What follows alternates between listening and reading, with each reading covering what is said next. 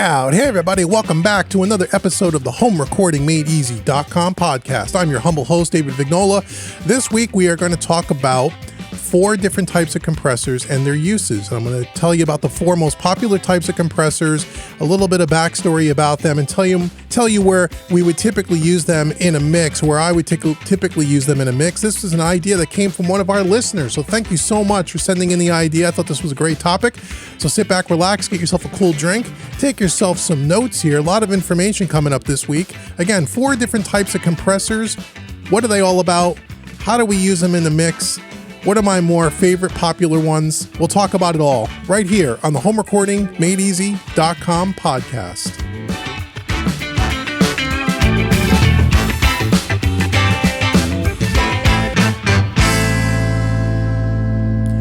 Okay, everybody, welcome back to yet another episode of the HomeRecordingMadeEasy.com podcast. Thank you so much for joining me. This is episode number 35, and this week we're going to talk about the 4 most popular types of compressors and their uses. This came from an idea and actually an email that was written in. I've been asking every week now for several weeks about some of your ideas for future show episodes, and a lot of people have written in, which is great.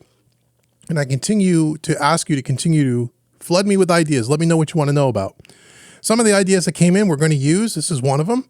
Some of the ideas that came in I think would make great videos for the Home Recording Made Easy YouTube channel, but maybe not going to be the best topic for a podcast episode. But that's okay. I want you to keep sending your ideas where I feel like I can convey the information in audio format here to really help you. I'll do. And if the information really needs to be in a video, I'll use it for a video idea as well. So really, really help me. So I appreciate you writing in and giving me your ideas.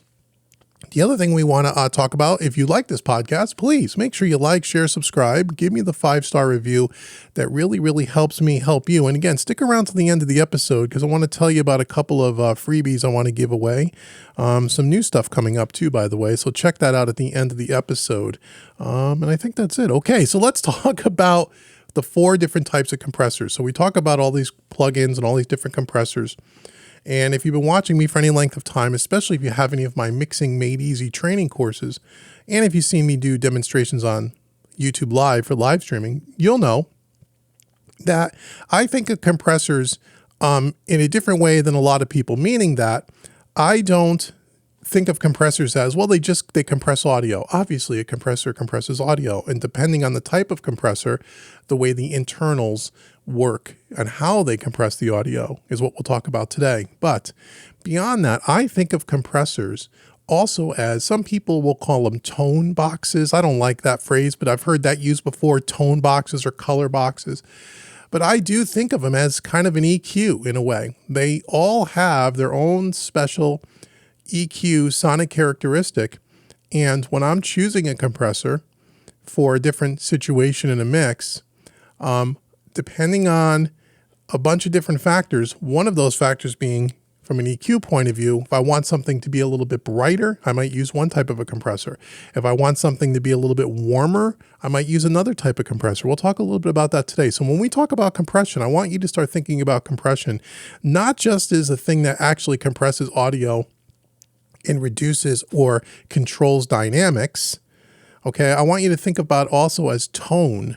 Okay, tone. And maybe that's where tone boxes come from, although I don't like the word tone box. I don't know why. It just sits with me the wrong way. But anyway, I want you to think of it as tone because that is really what it is. It's not just compressing audio. Okay, and for more information about this, and if you want to learn more about compression and how to use it effectively, there are a ton of courses on the website. Compression Made Easy comes to mind. If you struggle with compression or confused by compression in any way, shape, or form, Compression Made Easy is a course you want to check out. And again, stick around till the end of the episode, and I'm going to give you some discounts that you can use to pick up some of these courses. But if you also take a look at Mixing Made Easy Volume 1 or Mixing Made Easy Volume 2, or especially Mixing with Analog Style Plugins Made Easy, will really cover a lot what we're going to talk about today. We talk heavily about compression and their uses and the different types and why I would choose one over the other. Okay, so those are some things to think about. But let's talk about what we're here to talk about today, the 4 different types of compressors. So the first one I want to talk to you about is the FET compressor, the FET. Okay, FET or FET stands for Field Effect transistor. Okay, that's what it stands for. Those are a solid state design compressor. Okay, they typically will have the quickest or the fastest transient response. Okay, and it's kind of a go-to compressor that we use for things that are overly heavily transient sources, things like snare drums, kick drums, heavy-duty electric guitars, or even a heavily strummed acoustic guitar where the transients are very spiky and very heavy. A FET style compressor is a good choice because it has a quick transient response and will help tame those transients a little bit more effectively and faster than other types of compressors. Okay, typically a FET style compressor will have an input and output, attack or release, and a ratio setting, typically.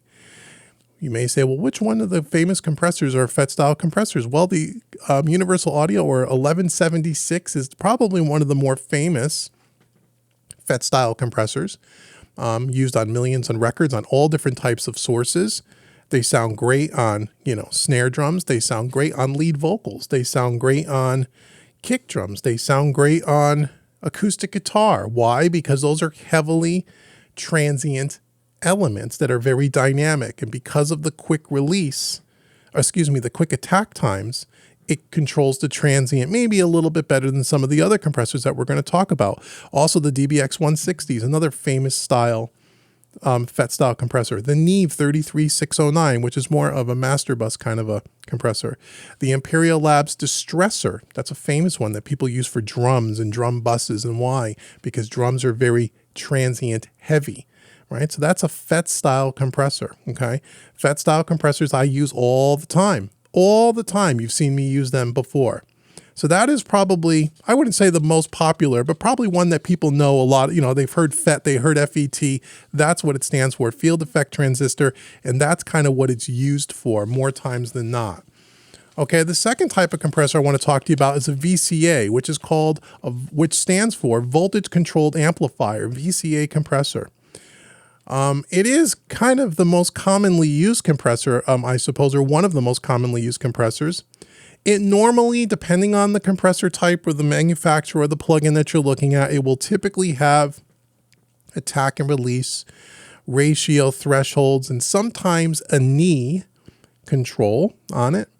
Okay.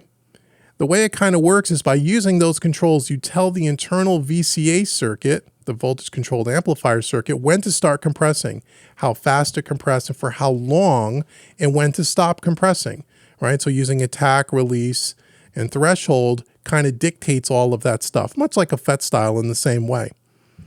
Okay, the SSL bus compressor, the famous SSL bus compressor is a VCA. API, Neve channel strips are typically VCA compressors. And they're quite often used on a master bus or group buses. Not all the time, but like I said, the SSL G-Series bus compressor, which is one of the most famous bus compressors on planet Earth, that's a VCA type compressor, okay? Neve channel strips, any Neve channel strips will typically have a VCA in there. Depends on the model, but that's pretty typical, okay? So that's what a VCA compressor does and where it's kind of used. Doesn't mean you can't use it on single sources. You certainly can. Okay, so that's the second type of compressor. The third type of compressor I want to talk to you about is an optocompressor or optical compression. Okay, an optical compressor, the resistors are light dependent. The audio signal feeds the lighting element, such as an LED, which shines upon a light sensitive resistor. The resistance of the light sensitive element informs the compression circuit on how much and how quickly to attenuate or compress the audio signal. So it's done with a light source, okay? So a light source, the audio, depending on how much audio signal is pushed into the light source circuit, the light will shine on the resistor, and depending on how much light is being picked up, will then dictate how quickly the compressor reacts and how long it holds onto the audio signal. Now, the thing about an optical compressor, it's a very basic design and it's got simple controls, okay? It tends to be very smooth sounding, an optical compressor. the most famous one is probably the LA2A is an optical compressor. On the LA2A, you only have two knobs, a peak reduction and a gain. Peak reduction is how much compression that you want. The more you turn up the peak reduction, the more signals being driven into that light circuit, the more compression you're going to get. Really simple. And then you have a gain control to offset or to compensate for any volume drop that you get when you're over compressing the signal. Okay. Also, the TubeTech CL1B is also an optical compressor.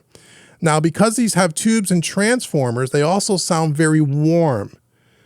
And if no compression is happening, you still get some effect, some audible effect in a subtle way because of the tubes and transformers, like an LA2A, okay?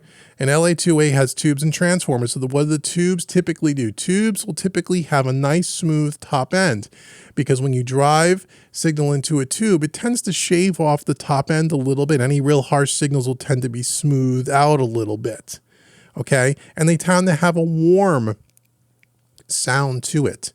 So if you have something that sounds a little brittle, a little sterile, a tube style, an optical compressor can warm up the signal pretty nicely. And again, even if you're just running the signal through the unit, in through the input transformers, through the output transformers, and the peak reduction is on 0, meaning there's no real compression happening, or at least not enough to move the needle, you're still getting some of the benefit of that internal transformer in tube circuitry, even if it's in a plug-in format that emulates that stuff, okay? What's great about an optical compressor is they can also be hit pretty hard with audio dynamics it can be hit hard, it could be hit hard, meaning a lot of signal could be pushed into it and it won't be completely destroyed, the dynamics, okay? It's not like a FET style where if you hit it really hard, it squashes the transient, quite a bit very quickly. That's what a FET style will do. It'll tame that transient like we talked about a few seconds ago. An optical compressor, you can hit it as hard as a FET, if not harder, and it will retain more of that transient in the dynamics. Okay, that's why whenever we use like an LA2A, we can drive it kind of hard and it doesn't sound like, you've heard me say before, it doesn't sound like it's being compressed. It just sounds good. That's because you can push more audio into it and it just gives it that sound and it doesn't squash the daylights out of the dynamics. It's great on vocals. It's great on bass, right? LA2As are great on bass, great on vocals, okay?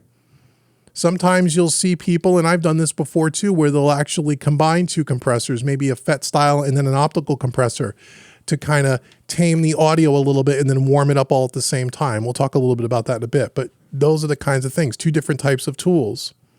Okay, they're also great on things like acoustic guitars. It could sound a little bit, depending on the acoustic guitar, how it was mic'd up, and all of that. If it was just, sometimes people will record an acoustic guitar by just plugging in their pickup into an audio interface, which is like, oh my goodness, you can't get a more thin, metallic-y kind of a sound. An optical style compressor can help salvage some of that a little bit. Okay, so that's an optical compressor. Okay. The fourth one I want to talk to you about is a Vari-Mu compressor. Okay. Vari-Mu compressor. The MU stands for gain. These are tube-based compressors and usually has many tubes in them, okay? They offer the most color out of all the compressors typically because of all the tubes in there, okay? They're designed with warmer transformers than an opto compressor. So it has some of the same design as far as it's got transformers, it's got some tubes in it, but this usually has a lot more tubes and it has a different type of transformer. It typically will have an input, a threshold, an attack, and a release, a little bit more than like an LA2A where it's only got two controls. And if you're using something like the Fairchild, which is probably the most famous of the Vari-Mu compressors, and we'll talk a little bit about that specifically in a minute, that'll have something called a time constant setting, which has a predetermined set attack and release time, which can't be adjusted. And we'll talk about that in a minute. The thing about a Vari-Mu compressor, like the 670, Fairchild, it's super smooth sounding, much more so than an LA2A. Why? Because of all the different the size of the transformers and the amount of tubes in them. They're great on vocals. They're great on overheads if you have very harsh cymbals, okay? Two of the more famous ones are the Fairchild 670 and the Manley Mu, okay? The MU stands for gain, by the way. Okay, so have you ever looked at something like a Fairchild? We've heard about a Fairchild. That's more common, right? We've heard about a Fairchild. A Fairchild is considered the holy grail of all the compressors in the hardware format. If a studio has a Fairchild in it, they're very lucky. Most studios don't have them unless they're big-time studios. A Fairchild today, if you tried to fetch a Fairchild in good working condition, would probably cost you somewhere in the neighborhood of $30,000 to $40,000 US. The reason for that is because just the amount of circuitry. I think the original Fairchilds took up like, 8 or 10 rack spaces. That's how big they are. And they have, 20 some odd tubes in there, huge transformers in there, and they sound wonderful. I use Fairchilds on vocals all the time because they're smooth and they will, it's almost kind of a running joke that you can almost put anything through a Fairchild and it doesn't sound bad, right? Now, I wouldn't use a Fairchild on maybe a snare drum.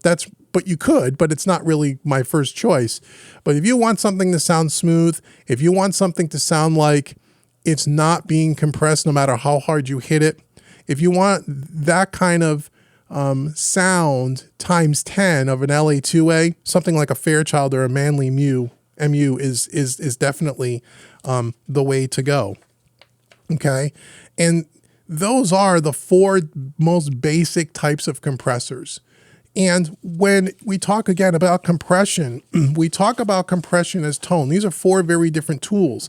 It doesn't mean that, for example, a FET style compressor can't be used on such and such an instrument because that's reserved for an LA2A or something like that. That's not true. You can use all of these compressors I just talked to you about on any different element. It really doesn't matter. Depends on the source, how it was recorded, how it kind of blends into the track, and what kind of sound you're going for. Every one of these 4 compressors compresses audio.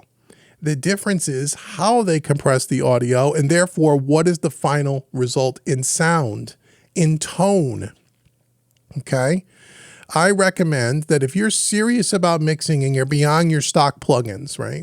If we're beyond that and we're talking about these kinds of compressors, then I would say you all should have an 1176 style in your collection. Do you need to have 10 of them by 10 different manufacturers like good old Uncle Dave here? No. But you need to have one. I don't care if it's by Waves. I don't care if it's by Universal Audio. I don't care if it's by Plug-in Alliance or IK Multimedia. It doesn't matter. But you want to have an 1176 style compressor, a FET style compressor, okay, in your collection, okay, for sure. You want to have an LA2A style in your collection, for sure. They're completely different sounding and they're 2 different tools for different jobs. Could you use either one of those tools for the same job? You could, but you'll get different results. And depending on what you want, they're different. They sound completely different. You should have those. You should have a Fairchild plugin in your collection. Without a shadow of a doubt, you should have a Fairchild in your collection. No doubt about that. You're going to use that, more times than you think. It's a little, you have to wrap your head around some of the controls, but it really isn't that hard.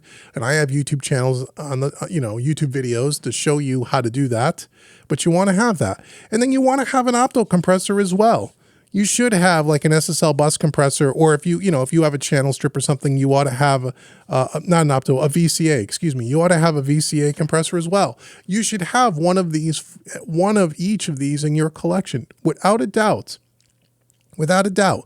Now, when you get into something like the 1176, for example, well, there's plug-in manufacturers that make different versions of the 1176. The 1176 has a handful of versions of emulating old pieces of hardware that came out in different times and different periods, different decades.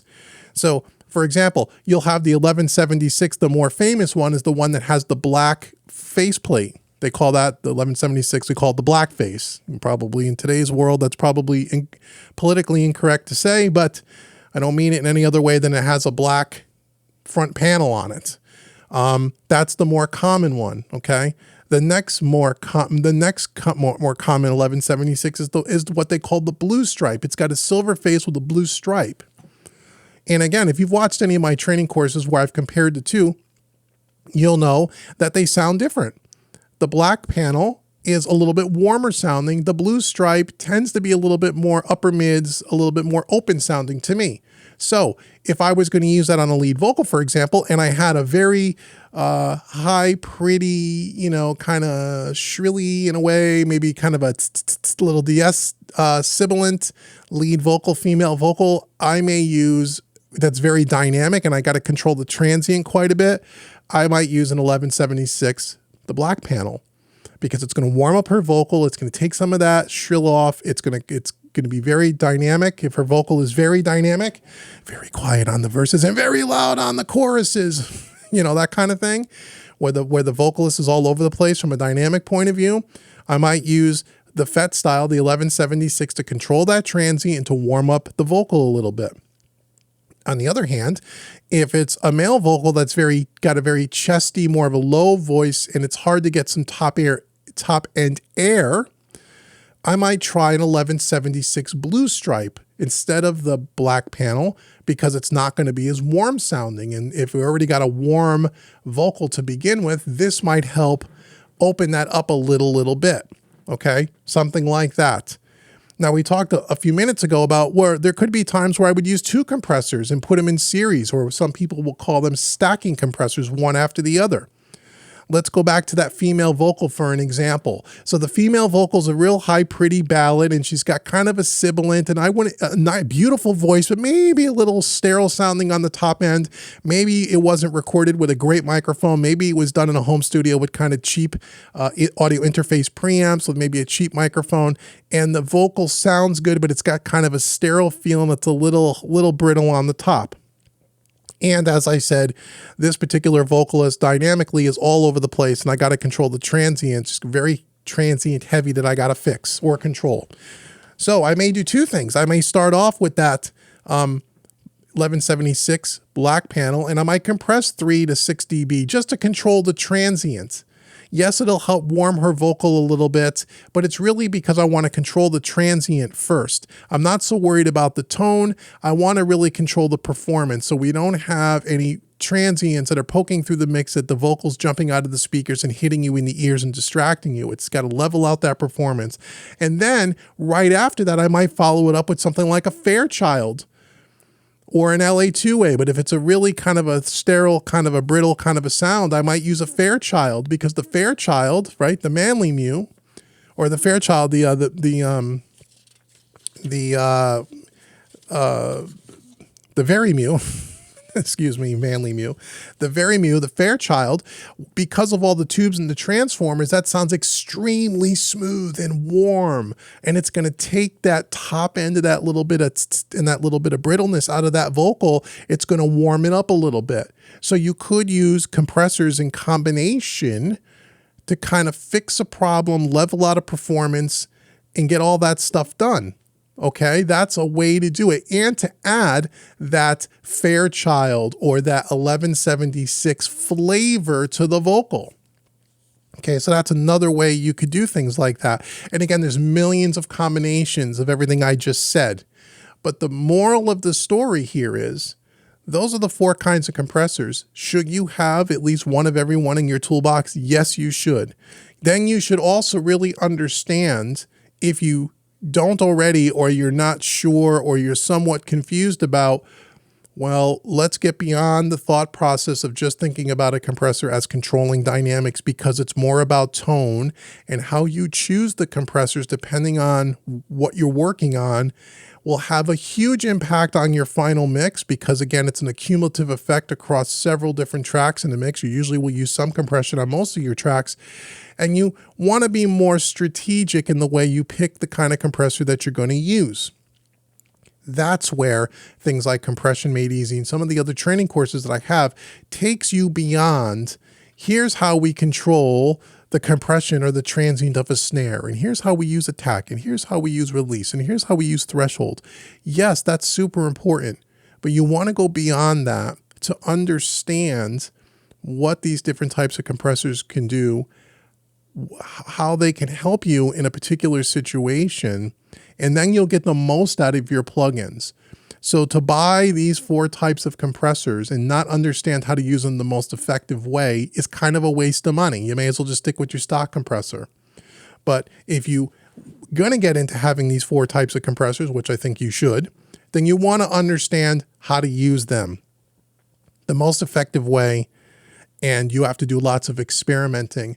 And what you'll find over time with compression is that you will have different go-tos. You will develop a set of go-to plugins that you just like the way they sound. It's not right or wrong or different from any other mix, but it's just like, hey, this is what I like. You may like on a female vocal, the 1176 Blue Stripe combination with an LA2A. That signal chain for you, in most cases, you may go, I love what it does to a female vocal most times, and I'm happy with the end result. Well, that's your go-to, and there's nothing wrong with that, and it's a very common combination. It's also a very common combination to use an 1176 black panel with a Fairchild 670 or a Manley Varimu. That's another, on a female vocal, that's another combination that will sound different than the first, but it's not right or wrong. It'll still sound great. It'll just sound different, and it depends what you like. But unless you understand compression at that level, then you really can't benefit from having these four different types of compressors in your toolbox, because you won't know when to use them or how to use them, right? So I hope that all made sense to you and was helpful in some way. And so now let's talk about some of the things. Let me help you here. So again, we're talking about compression. I mentioned some of my training courses that can help you with the whole topic around compression. Compression Made Easy is one of them, or any of the other courses. So what I want to do for you, for all of our listeners, if you want to learn more about compression, go out to homerecordingmadeeasy.com, take a look at Compression Made Easy. If you want to learn more about these types of plugins, the 1176, the LA2A, the Fairchild, all these other different types of compressors we're talking about, and you want to know how to use them in the most effective way, then I want you to check out the course Mixing with Analog Style Plugins Made Easy. You can get either one of those courses or any other course on my website at a 30% discount if you use the coupon code podcast30. So that's the first thing I'm going to do for you. Podcast30 will take 30% off any training course on the website. But I would recommend those two: Compression Made Easy, Mixing with Analog Style Plugins Made Easy. That will help you get your head wrapped around the concepts that I'm talking about here with compression. Okay? And if you're someone brand new to this podcast and you've never been to homerecordingmadeeasy.com before, I want to give you something in addition to the coupon code. Go to homerecordingmadeeasy.com, right on the homepage, click the orange button. I want to give you a free mixing course worth about $50. It's my gift to you for just checking out homerecordingmadeeasy.com. And once you've gone through the free mixing course, if there's other training courses on the website you want to further your education, you can use the coupon code podcast30 to save yourself some money there. So I hope you enjoyed this episode on compression. Thank you so much to the listener that wrote in and gave me the suggestion. I hope it makes sense to you. Again, send your show ideas to info@homerecordingmadeeasy.com. And if I can incorporate your ideas into a podcast episode in the future, I absolutely will, because I am here to try to help you to make this podcast the most effective for you. So until next week's podcast episode, my name's been Dave with homerecordingmadeeasy.com and mixingmadeeasy.net. Thank you so much for listening, and I will talk to you all next week. Take care, everybody.